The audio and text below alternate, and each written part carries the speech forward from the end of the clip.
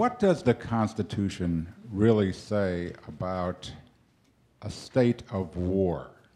In other words, was the Gulf of Tonkin resolution the equivalent of declaring a state of war? The wars that we are now engaged in 4 countries, have there been any constitutional challenges to that state of war? Not really. It's very difficult to do that because Congress has for decades and decades been supine.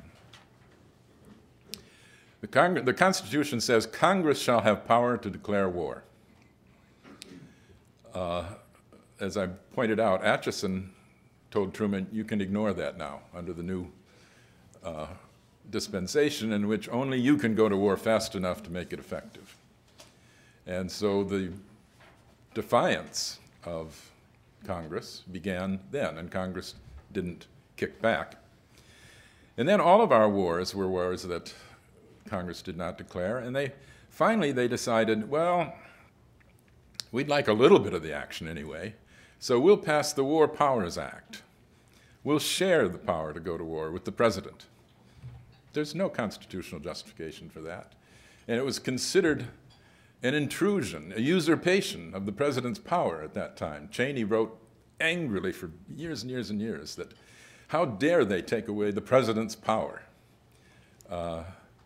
So they set up the War Powers Act, and it has been ignored ever since. It's never been adhered to in all of its provisos. It's considered unconstitutional, unpatriotic for you to challenge the president in a wartime situation or an impending war.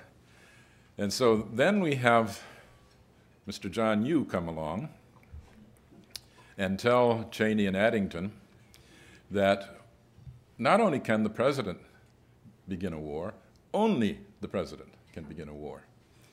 And they say, well, why does the Constitution say Congress can declare war? He said, oh, declare doesn't mean authorize. It means publicize. Declare that the war is going on. And his proof of that was a single citation from an 18th century dictionary, Samuel Johnson's, that said declare means publicized. Well, it can mean that. But legal documents, many, many of them completely ignored by John Yoo, say that declare war means authorize war, which is what you would expect declare to mean. When a minister says, I declare you man and wife, he's not saying, I'm publicizing the fact that you've been bedding her down for a long time. So, no, the Constitution is very clear on this, but we've got to the point where the identification of the president and war and patriotism is almost unbreakable.